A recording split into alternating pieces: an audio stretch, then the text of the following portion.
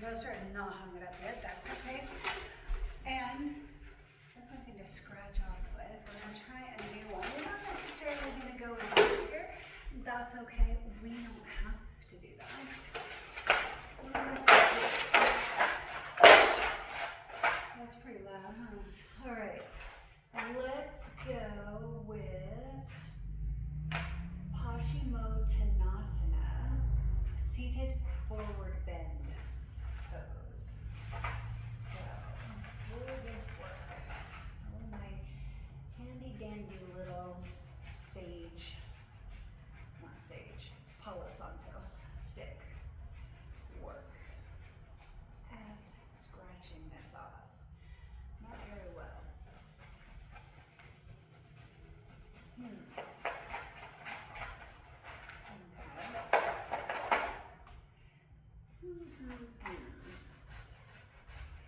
We're going to do it anyway. We will make it work. So Paschimottanasana, Sanskrit word for seated forward bend or forward fold.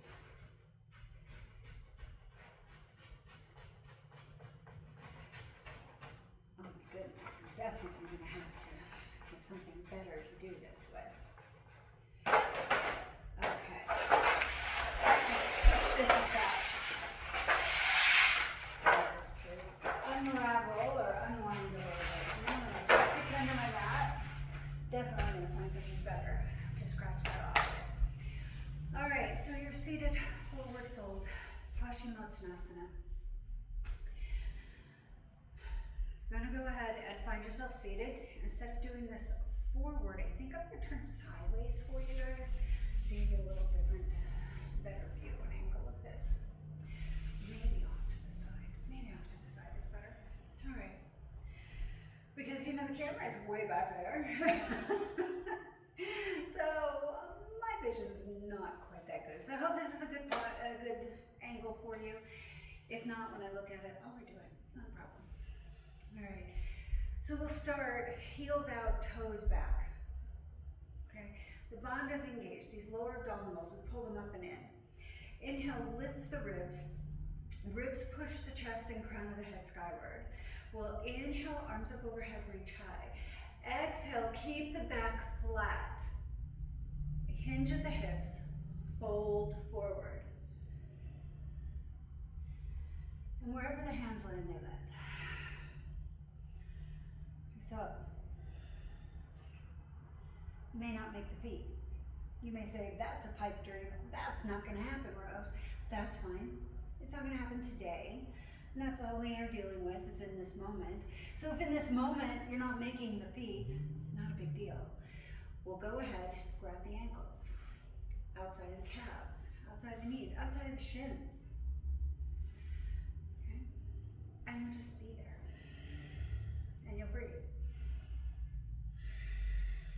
And you're going to feel your hamstrings, the back side of the leg, right? The upper leg, your hamstrings, and your calf muscles are going to be pretty tight. And you're probably thinking, and behind my knee is killing me.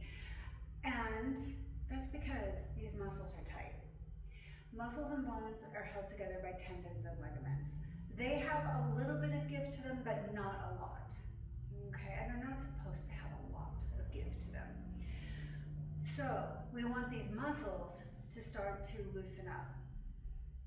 Once the muscle starts to loosen up, the fascia that surrounds the muscles, it's kind of like netting or webbing, surrounds them. And it's a bunch of teeny tiny tubes, and there's fluid that runs in through that tube. As that starts to loosen up, then you're going to find that maybe if you're way up here, you can put a tiny bend in the elbows and you just draw the chest forward a little bit more, draw the torso forward a little bit more. Still trying to keep those shoulders in line with the hips, right? And as we fold, those shoulders are going to still stay in line with the hips. And we keep that back flat. Okay. The knees may pop up. Okay. When the knees pop up, we're coming out of the stretch in the hamstrings. You may be really tight and you may feel that still. Okay, that's where you're at. We're going to meet ourselves where we're at in our practice. We're not going to try and make something happen. We're not going to force it. We're going to know that if we continue with our practice, that things will change. So if you start here, I think that's beautiful, because once you can get to your knees, you really know you've made some progress. And once you can get to the shins, maybe mid-shin, you're really happy with that too. And then maybe you make it all the way to the ankles and you're like, oh man, look at this. Why isn't there somebody here to see this and witness it? Send me a picture. I will be happy to be your cheerleader. And then you'll work your way to the feet. Now I always say go for the outside edges of whatever body part you reach. That way when you're ready to go deeper, you inhale, lift the ribs, exhale, bend the elbows to draw you in deeper.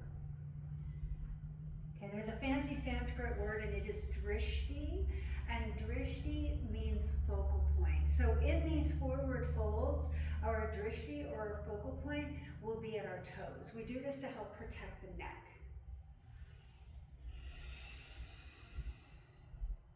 If you are hyper flexible and maybe you're just all the way down and flat to your legs, then it's crown of the head that's going to be pulling towards the toes. Okay? So there's always somewhere to go in your practice. And if you reach your feet and you're totally flat to your thighs and you've got all this space beyond your feet, then we're going to get you a yoga block. Or if you don't want to go buy any special equipment, maybe you've got a really thick book and you're going to place that on the end and then let your hands go around the outside edges of whatever that particular prop is for you. We don't always have to spend a lot of money in order to get fit and do some sort of exercise. Now, I tell my students we're not a Lululemon yoga studio. You come and what you've got. As long as you can move comfortably in it, that's all I care about. So that's Paschimottanasana, your seated forward fold. Heels out, toes back, bond is engaged, ribs lift. Inhaling, arms up, reaching high. Exhale, back stays flat, hinge at the hips, fold forward. Think about the heart leading the way. And wherever you land, and you breathe.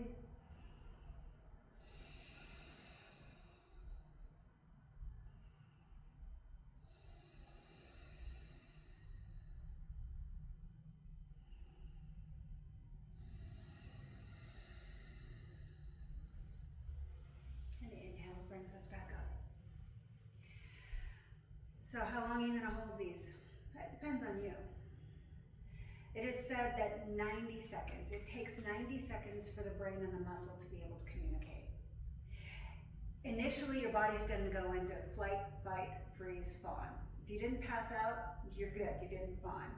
If you didn't run away out the door, you didn't flight. Right? You didn't throw something at the screen, so you didn't freeze. Or you didn't fight, so you froze. And that's okay. Right? Your muscles are like, whoa, what are we doing here? I don't think this is for me. We're just going to hang out there and we're going to breathe. And that deep belly breath is going to be activating your vagus nerve. I'll get into the vagus nerve in another one because I promise you just kind of one thing at a time. But it'll activate the vagus nerve, and when the vagus nerve is activated, it calms the mind, relaxes the throat, the lungs, the stomach, reduces your heart rate and blood pressure. So, in all of that, it just calms everything, and we start the release. So if you can hold it for 90 seconds, hold it for 90 seconds. Maybe you start out with just 3 breaths, right? Maybe we're in this, and we hold it for 3 breaths. Don't cheat yourself. Try and make them good, deep breaths, right? And work your way up to 5. And then maybe you work your way up to 7 and 10. And then maybe it's not so bad, but you're still like, oh God. And look at your watch, 90 seconds. And then come out of it and just see how you feel.